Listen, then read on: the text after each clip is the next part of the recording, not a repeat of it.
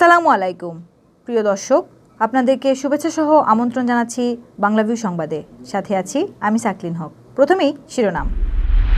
আন্তর্জাতিক আদালতে মিয়ানমারের বিরুদ্ধে রোহিঙ্গা গণহত্যার মামলার রায়, রোহিঙ্গা ও বাংলাদেশের জয় বললেন পররাষ্ট্রমন্ত্রী ডক্টর মোমেন। দেশে গণতন্ত্র নেই দাবি করে জনগণের অধিকার আদায়ে জাতীয় ঐক্যের ডাক দিয়েছেন গণফোরামের সাধারণ সম্পাদক ডক্টর রেজা কিবরিয়া। সিলেটের কোয়ারিগুলোতে থামছে না পাথর খেকোদের দৌরাত্ম্য, 3 বছরে 7 কোয়ারিতে 76 শ্রমিকের প্রাণহানি। শাহজালাল বিশ্ববিদ্যালয়ের উপাচার্যের নামে বেনামি শ্বেতপত্র বিলির সময় আটক 3, পুলিশে সোপর্দ। সিলেট কৃষি বিশ্ববিদ্যালয়ে প্রথমবারের মতো টেকসই কৃষি ও গ্রামীণ উন্নয়ন শীর্ষক আন্তর্জাতিক সম্মেলন শুরু। সিলেটের জৈন্তাপুরে বড় নয়াগাং নদীর পার কেটে চলছে অবৈধভাবে বালু উত্তোলন, বেড়িবাঁধ ও কবরস্থান বিলীন হওয়ার আশঙ্কা। সীমান্তিক ইমজা অভ্যন্তরীণ ক্রীড়া প্রতিযোগিতার পুরস্কার বিতরণ সম্পন্ন। সিলেটে বিভাগীয় পর্যায়ে আন্তঃপ্রাথমিক বিদ্যালয় ক্রীড়া ও সাংস্কৃতিক প্রতিযোগিতা সম্পন্ন। এতক্ষণ শুনছিলেন শিরোনাম, এখন বিস্তারিত। মিয়ানমারের বিরুদ্ধে রোহিঙ্গা গণহত্যার মামলায় আন্তর্জাতিক বিচার আদালতের অন্তর্বর্তী আদেশ ঘোষণায় সন্তোষ প্রকাশ করেছেন বাংলাদেশের পররাষ্ট্রমন্ত্রী ডক্টর এ.কে আব্দুল মোমেন। এই আদেশকে তিনি রোহিঙ্গা মানবতা, গাম্বিয়া এবং বাংলাদেশের বিজয় বলে অভিহিত করেছেন। বৃহস্পতিবার বিকেলে নেদারল্যান্ডের রাজধানী দ্য হেগে আইসিজের আদেশের পর এক বার্তায় ডক্টর মোমেন একথা বলেন। আইসিজের আদেশে মিয়ানমারকে রোহিঙ্গা হত্যা বন্ধ ও গণহত্যার প্রচেষ্টা বা ষড়যন্ত্র না করার জন্য বলা হয়।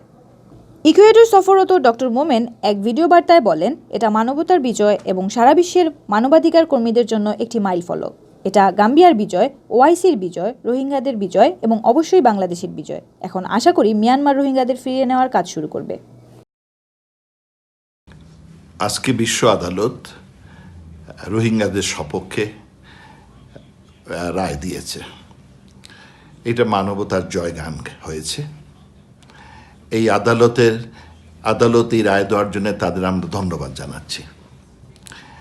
It is a victory for humanity. It is a milestone for human rights across all Nations. এই রায়ের ফলে আগামীতে এই নির্যাতন, জেনোসাইড, এথনিক ক্লিনজিং এগুলো আগামীতে বন্ধ হবে বলে আমার বিশ্বাস। দেশে গণতন্ত্র নেই দাবি করে জনগণের অধিকার আদায়ে জাতীয় ঐক্যের ডাক দিয়েছেন গণফোরামের কেন্দ্রীয় সাধারণ সম্পাদক ডক্টর রেজা কিবরিয়া। আগামীতে দেশের নেতৃত্বে তার দল গণফোরাম আসবে এমন আশাবাদও ব্যক্ত করেছেন তিনি। বৃহস্পতিবার বিকেলে জেলা পরিষদ মিলনায়তনে সিলেট কর্মী সমাবেশে রেজা কিবরিয়া দেশের প্রবৃদ্ধি নিয়ে সরকারের বিরুদ্ধে মিথ্যাচারের অভিযোগ তোলেন। তার পিতা সাবেক অর্থমন্ত্রী শাহ এএমএস কিবরিয়া হত্যাকাণ্ডের বিচার নিয়েও অসন্তোষ প্রকাশ করেন তিনি।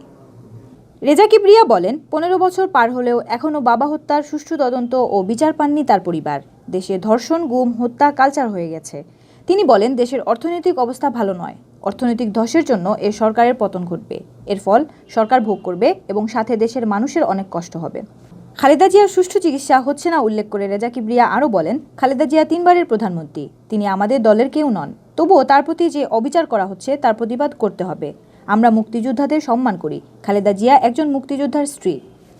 গণফোরামের কেন্দ্রীয় সাংগঠনিক সম্পাদক অ্যাডভোকেট আনসার খানের সভাপতিত্বে ও মহানগর শাখার আহ্বায়ক অ্যাডভোকেট এমদাদুল হকের পরিচালনায় বিশেষ অতিথির বক্তব্য রাখেন মুকাব্বির খান এমপি, গণফোরামের কেন্দ্রীয় নির্বাহী সভাপতি অ্যাডভোকেট মহসিন রশিদ, কেন্দ্রীয় যুগ্ম সাধারণ সম্পাদক মোস্তাক আহমদ, কেন্দ্রীয় সদস্য আবুল হোসেন জীবন, শিল্পপতি আব্দুস সামাদ, রেহানা খান। পাথরের জন্য সমৃদ্ধ সিলেটের সীমান্তবর্তী উপজেলা কোম্পানিগঞ্জ, গোয়াইনঘাট, জৈন্তাপুর ও কানাইঘাট। মাটির নিচে থাকা এই সম্পদ এখন কাল হয়ে দাঁড়িয়েছে পরিবেশের। অবৈধভাবে মাটির নিচ থেকে পাথর উত্তোলন করতে গিয়ে একের পর এক ঘটছে দুর্ঘটনা। গত 3 বছরে সিলেটের 7 কোয়ারিতে পাথর উত্তোলন করতে গিয়ে প্রাণ হারিয়েছেন 76 জন শ্রমিক। এসব ঘটনায় থানায় মামলা হলেও অর্থ আর প্রভাব খাটিয়ে পার পেয়ে যান মামলার আসামি প্রভাবশালীরা। প্রশাসনের পক্ষ থেকে মাঝে মধ্যে অভিযান চালালেও বন্ধ হচ্ছে না এই ধ্বংসযজ্ঞ। সিলেটের পাথর কোয়ারিতে সর্বশেষ প্রাণহানির ঘটনা ঘটে গত 20 জানুয়ারি দুপুরে। ওই দিন কোম্পানিগঞ্জ উপজেলা শাহ আরেফিন পাথর কোয়ারিতে গর্ত করে পাথর উত্তোলনের সময় মাটি ধসের ঘটনা ঘটে। স্থানীয় পাথর খেকো আয়ুব আলীর মালিকানাধীন গর্তে মাটি চাপা পড়ে মারা যান সুনামগঞ্জ সদর উপজেলার দৌলুরা গ্রামের বাসিন্দা লিটন মিয়া। গুরুতর আহত হন একই গ্রামের আরও 3 শ্রমিক। এর মাত্র 4 দিন আগে কোম্পানিগঞ্জের ভোলাগঞ্জ পাথর কোয়ারির কালাইর আগে অবৈধভাবে পাথর উত্তোলন করতে গিয়ে বোমা মেশিনের বেল্ট ছিঁড়ে মারা যান আব্দুস সালাম নামের এক শ্রমিক। সিলেটে যে 7টি কোয়ারি থেকে পাথর উত্তোলন করা হয় সেগুলো হচ্ছে কোম্পানীগঞ্জ উপজেলার ভোলাগঞ্জ, শাহ আরেফিন ও উৎমাছড়া, গোয়াইনঘাট উপজেলার জাফলং ও বিছানাকান্দি, জৈন্তাপুর উপজেলার শ্রীপুর এবং কানাইঘাট উপজেলার লোহাছড়া। এই কোয়ারিগুলোতে অবৈধভাবে পাথর উত্তোলন ও পরিবেশের জন্য ধ্বংসাত্মক কার্যক্রম বন্ধ নিয়ে দীর্ঘদিন ধরে কাজ করে যাচ্ছে বাংলাদেশ পরিবেশ আইনবিদ সমিতি বেলা। স্বেচ্ছাসেবী এই সংগঠনের হিসেব মতে 2017 সালের 23 জানুয়ারি থেকে 2020 সালের 20 জানুয়ারি পর্যন্ত 3 বছরে সিলেটের 7টি কোয়ারিতে অবৈধভাবে পাথর উত্তোলন করতে গিয়ে মারা গেছেন 76 জন শ্রমিক। এর মধ্যে সবচেয়ে বেশি 28 জনের প্রাণহানির ঘটনা ঘটেছে কোম্পানীগঞ্জ উপজেলার শাহ আরেফিনে। এছাড়া জাফলংয়ে 21 জন, ভোলাগঞ্জে 13 জন, বিছানাকান্দিতে 5 জন, লোহাছড়ায় 8 জন এবং উৎমাছড়া কোয়ারিতে 1 জন শ্রমিকের মৃত্যু হয়েছে। বিভিন্ন স্থানে আহত হয়েছেন আরও অন্তত 20 জন শ্রমিক। বেলা সিলেটের বিভাগীয় সমন্বয়ক অ্যাডভোকেট শাহ শাহেদা আক্তার জানান, কোয়ারিগুলোতে অবৈধভাবে পাথর উত্তোলন বন্ধ করা না গেলে শ্রমিক মৃত্যু থামানো যাবে না। এজন্য স্থানীয় প্রশাসন, আইনশৃঙ্খলা বাহিনী ও রাজনৈতিক দলের নেতাদের আরও কঠোর হতে হবে। পাশাপাশি সরকারের উচ্চ মহল থেকেও বিষয়টিকে গুরুত্ব দিয়ে জোরালো পদক্ষেপ নিতে হবে। শাহজালাল বিজ্ঞান ও প্রযুক্তি বিশ্ববিদ্যালয়ের উপাচার্য অধ্যাপক ফরিদউদ্দিন আহমেদের নামে বেনামি শ্বেতপত্র বিলির সময় 3 জনকে আটক করেছে বিশ্ববিদ্যালয়ের প্রশাসন। আটককৃতরা হলেন মোহাম্মদ শামীম আহমদ, বিভাস চক্রবর্তী ও প্রান্ত দাস। বুধবার বিশ্ববিদ্যালয়ের শিক্ষা ভবন এর ভেতর শ্বেতপত্র বিলি করছিল মোহাম্মদ শামীম আহমদ। এ সময় তাকে শ্বেতপত্র তৈরি সদস্য মনে করে আটক করেন নিরাপত্তা কর্মীরা। পরবর্তীতে তার দেওয়া তথ্য মোতাবেক আরও 2 জনকে আটক করা হয়। রেজিস্ট্রার মোহাম্মদ ইশফাকুল হোসেন জানান, আটককৃতরা উপাচার্য সহ বিভিন্ন শিক্ষক কর্মকর্তাদের নামে মিথ্যা তথ্য উপস্থাপন করে বিশ্ববিদ্যালয়ের ভাবমূর্তি ক্ষুণ্ণ করার পায়তারা করছিল। তাদের পুলিশের কাছে সোপর্দ করা হয়েছে। জালালাবাদ থানার ভারপ্রাপ্ত কর্মকর্তা ওকিল উদ্দিন বলেন, তাদের বিরুদ্ধে 54 ধারায় মামলা দায়ের করার প্রক্রিয়া চলছে। গত 21 সেপ্টেম্বর সাবি উপাচার্যের নামে শ্বেতপত্রের প্রথম কিস্তি ও 21 জানুয়ারি দ্বিতীয় কিস্তি প্রকাশিত হয়। কে বা কারা বেনামি এই চিঠি বিতরণ করছে তা এখনও শনাক্ত করতে পারেনি বিশ্ববিদ্যালয়ের প্রশাসন। সিলেট কৃষি বিশ্ববিদ্যালয়ে প্রথমবারের মতো টেকসই কৃষি ও গ্রামীণ উন্নয়ন শীর্ষক আন্তর্জাতিক সম্মেলন শুরু হয়েছে। 2 দিনব্যাপী এ সম্মেলন বৃহস্পতিবার সকালে শুরু হয়। বাংলাদেশ কৃষি সম্প্রসারণ সোসাইটি ও সিলেট কৃষি বিশ্ববিদ্যালয়ের যৌথ উদ্যোগে এ সম্মেলন অনুষ্ঠিত হচ্ছে। শুক্রবার শেষ হবে আন্তর্জাতিক এ সম্মেলন। বাংলাদেশ কৃষি সম্প্রসারণ সোসাইটির সভাপতি অধ্যাপক ডক্টর এম জুলফিকার রহমানের সভাপতিত্বে ও সাধারণ সম্পাদক অধ্যাপক ডক্টর এম আসাদুজ্জামান সরকারের সঞ্চালনায় সম্মেলনের সূচনায় বক্তব্য রাখেন সিলেট কৃষি বিশ্ববিদ্যালয়ের উপাচার্য অধ্যাপক ডক্টর মোহাম্মদ মতিয়ার রহমান হাওলাদার। এতে বিশেষ অতিথির বক্তব্য রাখেন হাজী মোহাম্মদ দানেশ বিজ্ঞান ও প্রযুক্তি বিশ্ববিদ্যালয়ের উপাচার্য অধ্যাপক ডক্টর এম আবুল কাশেম, বিশ্ব খাদ্য ও কৃষি সংস্থার বাংলাদেশ প্রতিনিধি রবার্ট ডি সিমসন, কৃষি সম্প্রসারণ অধিদপ্তরের মহাপরিচালক ডক্টর মোহাম্মদ আব্দুল মুঈদ। এছাড়া সম্মানিত অতিথির বক্তব্য রাখেন ভারতের বিসিকেবি বিশ্ববিদ্যালয়ের সাবেক উপাচার্য অধ্যাপক ডক্টর মানাস মোহন অধিকারী। সম্মেলনে জানানো হয়, বর্তমানে বাংলাদেশে 36 মিলিয়ন টন ধান, 4 মিলিয়ন টন ভুট্টা, 1.6 মিলিয়ন টন সবজি, 11 মিলিয়ন টন আলু, 3.5 মিলিয়ন টন মশলা, 5 মিলিয়ন টন ফল, 4.3 মিলিয়ন টন মাছ উৎপাদিত হচ্ছে।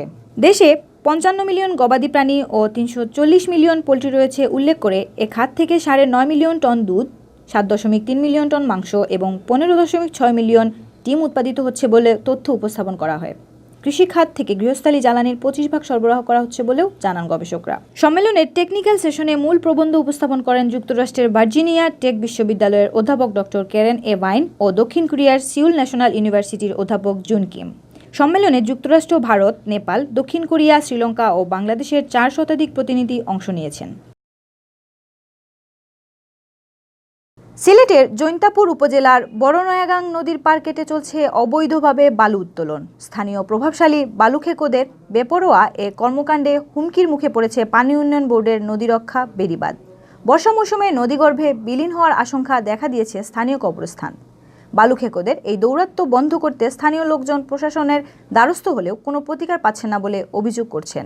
নদী তীরবর্তী জনপদ রক্ষায় তারা প্রশাসনের দ্রুত হস্তক্ষেপ কামনা করছেন। স্থানীয় লোকজনের অভিযোগ, জৈন্তাপুর উপজেলার নিজপাট ইউনিয়নের বড়নয়াগাং নদীর খেয়াঘাট এলাকায় নদীর উভয় পার কেটে স্থানীয় একটি প্রভাবশালী চক্র বালু উত্তোলন করছেন। এর নেতৃত্বে রয়েছেন এলাকার প্রভাবশালী সিফতুল্লাহ, মোহাম্মদ রফিক আহমদ, মোহাম্মদ আমিন আহমদ, ফয়জুল ইসলাম সহ বেশ কয়েকজন। তারা পানি উন্নয়ন বোর্ডের সারিগোয়াইন প্রকল্পের বেড়িবাঁধের পাড় 30 থেকে 40 ফুট গভীর করে কেটে বালু উত্তোলন করছেন। এতে বর্ষা মৌসুমে বেড়িবাঁধটি ভেঙে বন্যায় এলাকার লক্ষ্মীপ্রসাদ হাওর, রূপচ্যাং, ফেরিঘাট, লামনিগ্রাম, ববরবন্দ সহ 10 থেকে 15টি গ্রামের বসতবাড়ি ও হাওরের ফসল তলিয়ে যাওয়ার আশঙ্কা প্রকাশ করছেন স্থানীয়রা। এছাড়া বর্ষার সময় প্রবল স্রোতে নদী তীরবর্তী কবরস্থান ও নদীগর্ভে বিলীন হওয়ার আশঙ্কায় রয়েছেন তারা। সীমান্তিক ইমজা অভ্যন্তরীণ ক্রীড়া প্রতিযোগিতার পুরস্কার বিতরণ সম্পন্ন হয়েছে। বৃহস্পতিবার বিকেলে সংগঠনের জিন্দাবাজারস্থ কার্যালয়ে আয়োজন করা হয় পুরস্কার বিতরণী অনুষ্ঠান। এতে প্রধান অতিথি ছিলেন প্রতিযোগিতার পৃষ্ঠপোষক সীমান্তিকের চিফ প্যাট্রন বিশিষ্ট অর্থনীতিবিদ বীর মুক্তিযোদ্ধা ডক্টর আহমদ আল কবির।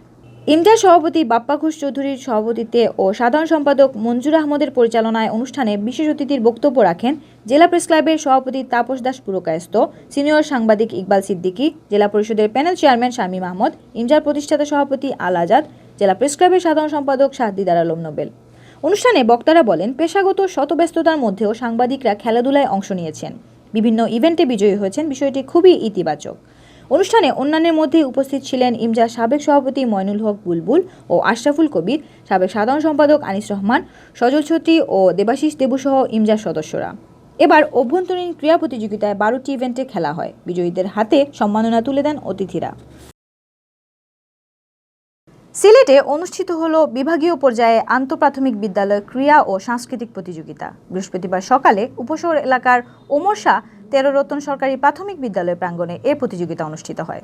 সিলেট বিভাগীয় প্রশাসন ও শিক্ষা বিভাগ এ প্রতিযোগিতার আয়োজন করে। অনুষ্ঠানে প্রধান অতিথি হিসেবে উপস্থিত ছিলেন সিলেটের বিভাগীয় কমিশনার মোহাম্মদ মশিউর রহমান। এ সময় আরও উপস্থিত ছিলেন সিলেটের জেলা প্রশাসক কাজী এমদাদুল ইসলাম সহ শিক্ষা বিভাগের কর্মকর্তা ও বিভিন্ন প্রাথমিক বিদ্যালয়ের শিক্ষক শিক্ষার্থীরা।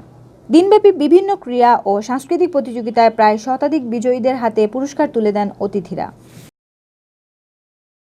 এতক্ষণ শুনছিলেন বাংলাভিউ সংবাদ। রাত 11টায় প্রচারিত হবে সিলেটের আঞ্চলিক ভাষায় সংবাদ। দেখার আমন্ত্রণ রইল। সাথে থাকার জন্য ধন্যবাদ।